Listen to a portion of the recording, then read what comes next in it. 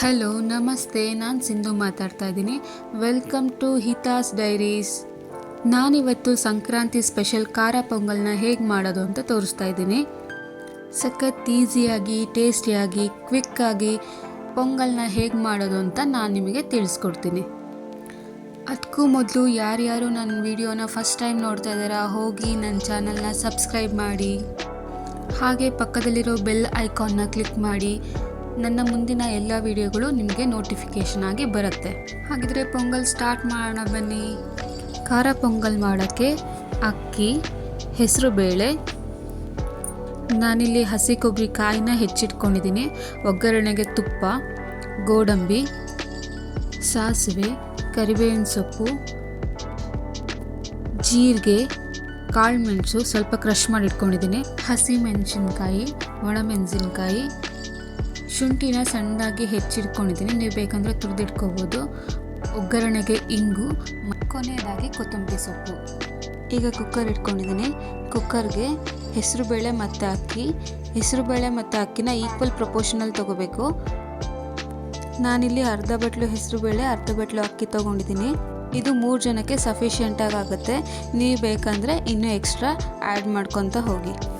ಮೊದಲಿಗೆ ಹೆಸರುಬೇಳೆನ ಸ್ವಲ್ಪ ತುಪ್ಪದಲ್ಲಿ ಒಂದೇ 1 ನಿಮಿಷ ಸಣ್ಣದಾಗಿ ಹುರ್ಕೋಬೇಕು. ಈ ಪೊಂಗಲ್ನ ಯಾರು ಬೇಕಾದರೂ ಈಸಿಯಾಗಿ ಮಾಡ್ಕೋಬೋದು. ಬ್ಯಾಚುಲರ್ಸ್ ಆಗಿರ್ಬೋದು, ವರ್ಕಿಂಗ್ ವುಮೆನ್ಸ್ ಆಗಿರ್ಬೋದು. ಒಂದು ಸೈಡ್ ಅಕ್ಕಿ ಬೇಳೆ ಬೇಯಿಸ್ತಾನೆ, ಇನ್ನೊಂದು ಸೈಡ್ ಒಗ್ಗರಣೆಗೆ ರೆಡಿ ಮಾಡ್ಕೊಂಡ್ಬಿಟ್ರೆ ತುಂಬ ಕ್ವಿಕ್ಕಾಗಿ ಆಗಿಬಿಡುತ್ತೆ. ಸಣ್ಣ ಮಕ್ಕಳಿಂದ ಹಿಡಿದು ದೊಡ್ಡವರೆಲ್ಲರೂ ಈ ಪೊಂಗಲ್ನ ತಿನ್ಬೋದು. ಇದರಲ್ಲಿ ಮೇನ್ ಇಂಗ್ರೀಡಿಯೆಂಟ್ಸ್ ಜೀರಿಗೆ ಮತ್ತು ಮೆಣಸು ಆಗಿರೋದ್ರಿಂದ ಆರೋಗ್ಯಕ್ಕೂ ಕೂಡ ತುಂಬ ಒಳ್ಳೆಯದು, ಡೈಜೆಷನ್ಗೂ ಒಳ್ಳೆಯದು. ನಾನೀಗ ಇದಕ್ಕೆ ತೊಳೆದಿಟ್ಟಿರೋಂಥ ಅಕ್ಕಿನ ಆ್ಯಡ್ ಮಾಡ್ತಾಯಿದ್ದೀನಿ.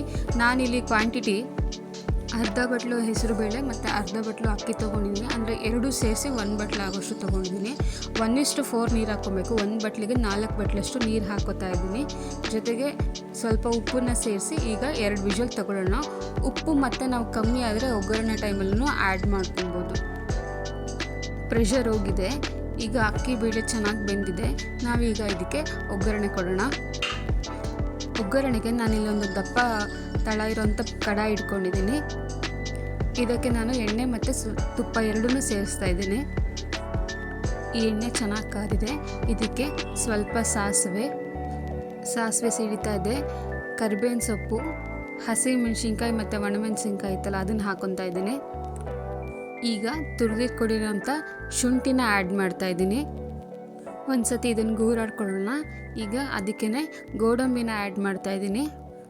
ಗೋಡಂಬಿ ಸ್ವಲ್ಪ ಫ್ರೈ ಮಾಡ್ಕೊತಾ ಇದ್ದಂಗೆ ನಾನಿಲ್ಲಿ ಹಸಿ ಕಾಯಿನ ಹಾಕ್ಕೊತಾ ಇದ್ದೀನಿ. ಕಾಯಿನ ಲಾಸ್ಟಿಗೆ ಹಾಕ್ತಾಯಿಲ್ಲ, ನಾನು ಎಣ್ಣೆಗೆ ಸ್ವಲ್ಪ ಫ್ರೈ ಮಾಡ್ಕೊಳಕ್ಕೆ ಹಾಕ್ತಾಯಿದ್ದೀನಿ. ಸ್ವಲ್ಪ ರೋಸ್ಟ್ ಆದರೆ ಕಾಯಿ ಚೆನ್ನಾಗಿರುತ್ತೆ ತಿನ್ನೋಕ್ಕೆ ಅಂತ ಈಗಲೇ ಹಾಕೋತಾ ಇದ್ದೀನಿ. 1-2 ನಿಮಿಷ ಇದನ್ನು ಬಾಡಿಸ್ಕೊಂಡು ಅರಿಶಿನ ಹಾಕ್ಕೊತಾ ಇದ್ದೀನಿ. ಅರಿಶಿನ ಆಗಿದ ತಕ್ಷಣ ಈಗ ಜೀರಿಗೆ ಹಾಕ್ಕೊತಾ ಇದ್ದೀನಿ. ನಾನು ಆಗಲೇ ಹೇಳಿದಾಗೆ ಜೀರಿಗೆ ಮೆಣಸೆ ಮೇನ್ ಇದಕ್ಕೆ ಅಂತ. ಜೀರಿಗೆನ ಸ್ವಲ್ಪ ಜಾಸ್ತಿನೇ ಹಾಕ್ಕೊಬೇಕು, ಫ್ಲೇವರ್ ಚೆನ್ನಾಗಿರುತ್ತೆ. ನಾನು ಮೆಣಸನ್ನ ಇಲ್ಲಿ ಪೌಡ್ರ್ ಮಾಡಿಲ್ಲ, ಕಾಳು ಸಮೇತ ಏನು ಮೆಣಸಿನ ಕಾಳು ಇರುತ್ತೆ ಅದನ್ನು ಹಾಗೇ ಹಾಕ್ತಾಯಿದ್ದೀನಿ. ಇದನ್ನು ಒಂದು ಸತಿ ಗೂರಾಡ್ಕೊಳ್ಳೋಣ. ಇದಾದಮೇಲೆ ಲಾಸ್ಟಿಗೆ ಹಿಂಗೆ ಹಾಕಿದ್ರೆ ನೆಕ್ಸ್ಟ್ ಈಗ ನಾವು ಬೇಯಿಸ್ಕೊಂಡಿರೋಂಥ ಅಕ್ಕಿ ಬೇಳೆನ ಈ ಒಗ್ಗರಣೆ ಬಾಣಲೆಗೆ ಸೇರಿಸ್ಕೊಂಡು ಒಂದು ಸತಿ ಎಲ್ಲ ಗೂರಾಡಿ ನಮ್ಮ ಕನ್ಸಿಸ್ಟೆನ್ಸಿ ನೋಡ್ಕೊಂಡು ಇನ್ನೊಂದು ಸ್ವಲ್ಪ ನೀರು ಆ್ಯಡ್ ಮಾಡ್ಕೊತಾ ಇದ್ದೀನಿ. ಯಾಕಂದರೆ ಪೊಂಗಲ್ ಸ್ವಲ್ಪ ತೆಳು ಇದ್ರೇ ಚೆಂದ. ನೀವು ಈ ಟೈಮಲ್ಲೇ ಬೇಕಂದರೆ ಉಪ್ಪು ನೋಡ್ಕೊಂಡು ಉಪ್ಪನ್ನ ಆ್ಯಡ್ ಮಾಡ್ಕೊಳ್ಳಿ. ಈಗ ಫೈನಲ್ ಆಗಿ ಇದಕ್ಕೆ ಕೊತ್ತಂಬರಿ ಸೊಪ್ಪನ್ನ ಆ್ಯಡ್ ಮಾಡ್ಕೊತಾ ಇದ್ದೀನಿ. ಇನ್ನೊಂದು ಸತಿ ಗೂರಾಡ್ತಾ ಇದ್ದೀನಿ. ನೋಡಿ ಈಗ ಕುದೀತಾ ಇದೆ ಪೊಂಗಲ್ಲು. ಹದ ನೋಡಿ ಇದು ಎಷ್ಟು ಚೆನ್ನಾಗಿದೆ. ಇದೇ ಹದಕ್ಕೆ ಮಾಡ್ಕೊಬೇಕು, ಯಾಕಂದರೆ ತಣ್ಣಗಾಗ್ತಾ ಇದು ಗಟ್ಟಿ ಆಗ್ತಾ ಬರುತ್ತೆ. ನೋಡಿದ್ರಲ್ಲ ಫ್ರೆಂಡ್ಸ್, ಖಾರ ಪೊಂಗಲ್ನ ಹೇಗೆ ಮಾಡೋದು ಅಂತ. ನನ್ನ ವಿಡಿಯೋ ಇಷ್ಟ ಆದರೆ ಲೈಕ್ ಮಾಡಿ. ನೀವು ಮನೇಲಿ ಪೊಂಗಲ್ ಮಾಡ್ಕೊಂಡು ತಿಂದು ಹೇಗಿದೆ ಅಂತ ಕಮೆಂಟ್ ಮಾಡಿ. Thanks for watching.